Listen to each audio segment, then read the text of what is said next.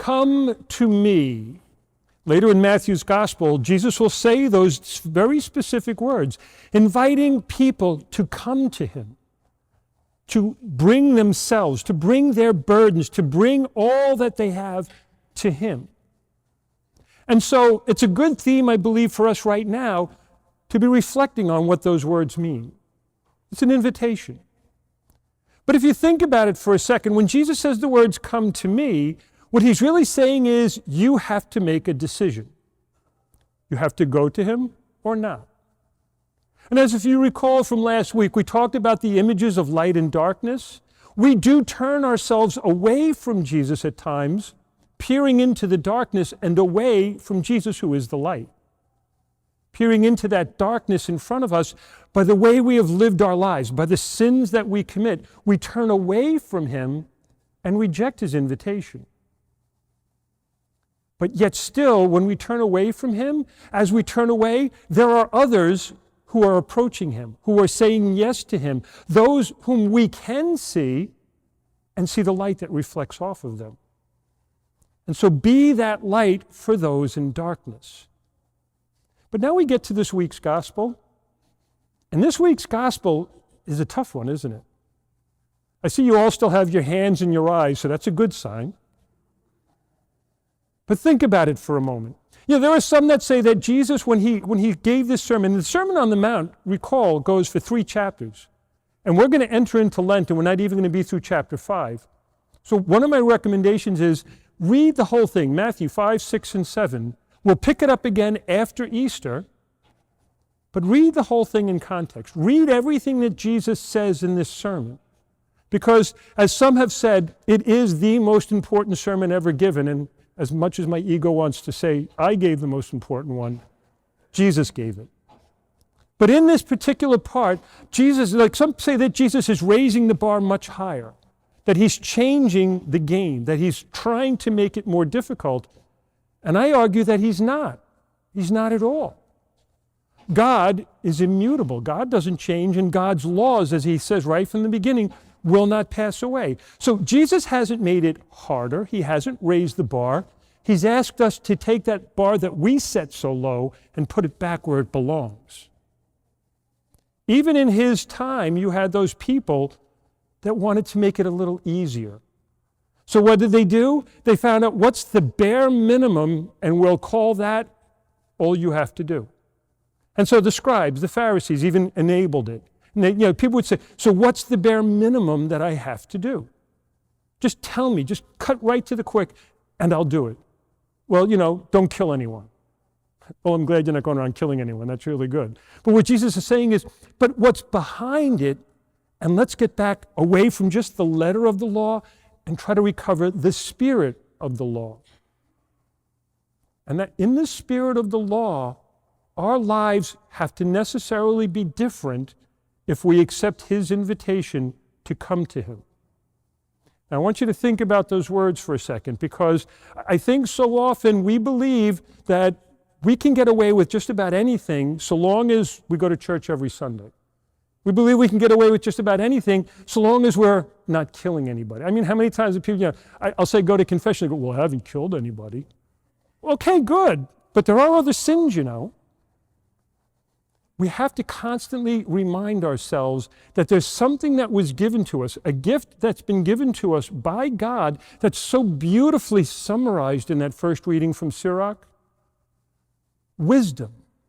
We've been given this capacity for reason.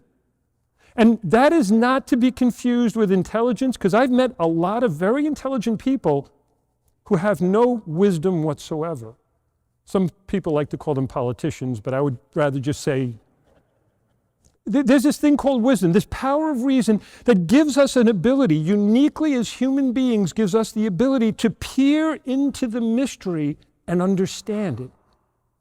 To peer into that which is not visible to the eyes, which is not measurable in any way with measuring instruments, but yet still is truth. And Jesus invites us into the truth of living in such a way that we are in harmony with the will of God. And living in such a way that when he invites us to come to him, we make a decision for him, to be with him. But in making that decision, something has to change. Now, I want you to think about that for a second, because for a lot of people, they say, oh, I believe in Jesus Christ, but their life is no different. They just continue to live the same illicit lifestyle. We can look around ourselves today, and let's face it, Jesus didn't use veiled language today. People are addicted to things like internet pornography, alcohol, drugs, gambling, abuse. And these are the things that have to change. Jesus is saying, no, if you're going to come to me, that has to change. Now, I've talked to plenty of people in my lifetime, and I've talked to people who've had issues and problems, and I've talked to people who have gone through so much, and they might be very much mired in one of the deadly sins: anger, lust, greed.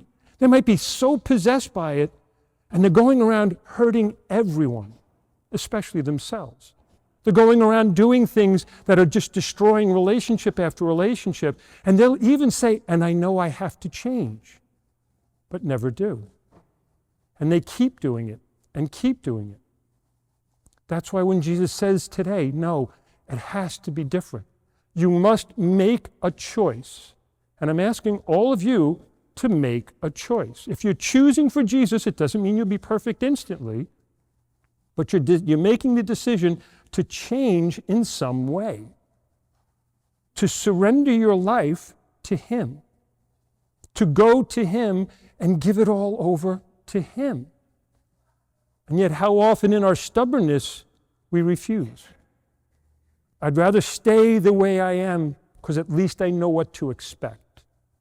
At least I know that even in this horrible existence that I might have, I know what's going to come tomorrow. That's not a good way to live.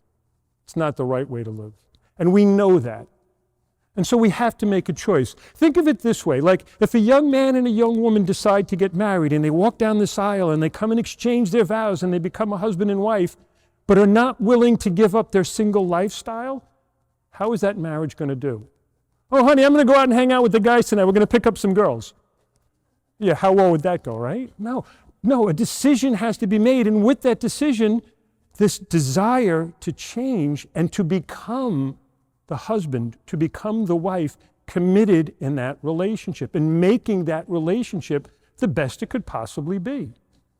With each day surrendering and giving and changing.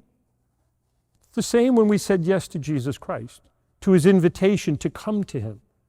When we said yes to him, we said yes, and I want to be different.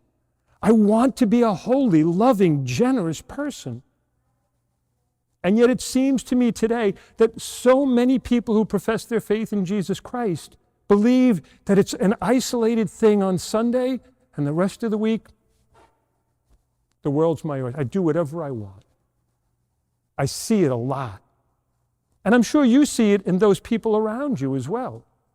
Let's face it, you all know somebody, if not in your own family, a neighbor that has basically turned their back on Jesus Christ. They've walked away from the faith. They no longer live and profess the faith.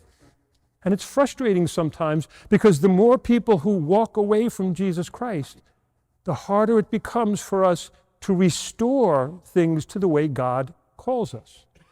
To hear Jesus' words today sounds like he's raising the bar because, well, I've set it so low in my life. I got the bare minimum done. Isn't that good enough, God? No, we need to be calling out to others, to being that light to others.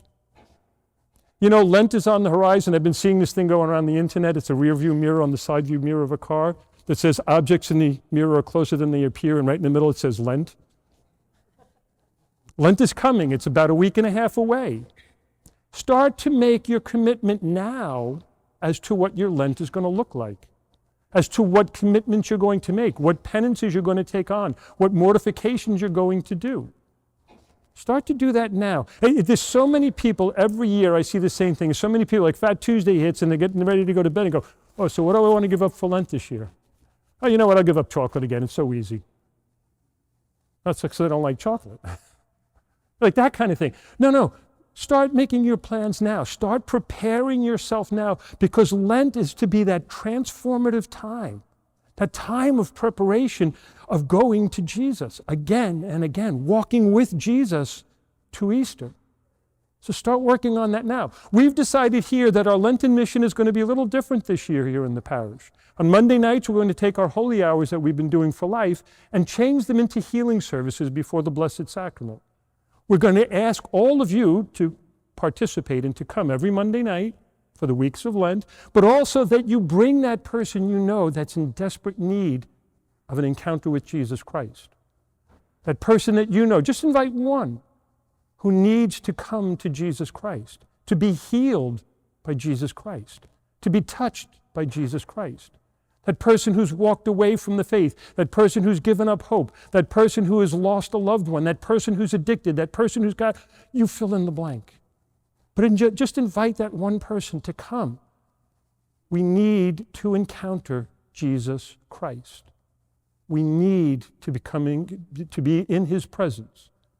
And so again and again, we need to reaffirm our faith, and we need to renounce the ways of sin and wrap ourselves in the cloak of virtue.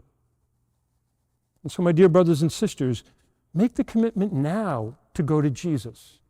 Start saying to yourself, yes, I want to be healed. Yes, I want to be freed. Yes, I want to be given that power to go forth and help others, to be the gift to others that Christ meant me to be, rather than that person so steeped in my sin that the only thing I've ever accomplished is to tear things apart.